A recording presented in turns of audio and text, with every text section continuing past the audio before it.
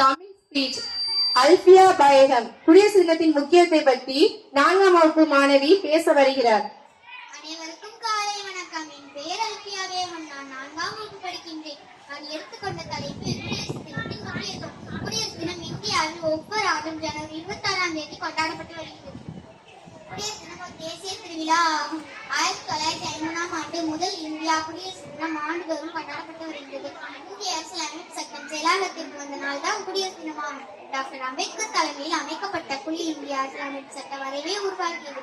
விடுதலை பெறுவதற்கு 17 ஆண்டுகளுக்கு முன்பே காந்தியடிகள் ஏற்படுத்திய விடுதலை நாளான ஜனவரி 26ஆம் தேதி குடியரசு தினமாக கொண்டாடப்பட்டு வருகிறது. இந்திய அரசியலமைப்பு சட்டம் உருவாக்குவதற்கு 2 வருடம் 18 மாதம் 18 நாட்கள் எடுத்துக் கொள்ளப்பட்டது. தலைநகர்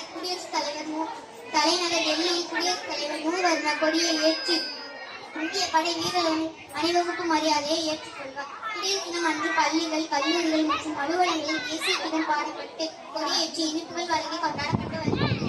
இந்த உலகின் மிகப்பெரிய குடியரசு நாட்டின் குடிகளாக இருப்பதில் நாம் அனைவரும் பெருமைப்பட வேண்டும். நன்றி. அனைவருக்கும் குடியரசு தின நல்வாழ்த்துக்கள். ஜெய் ஹிந்த். அருமை அருமை அல்பியா.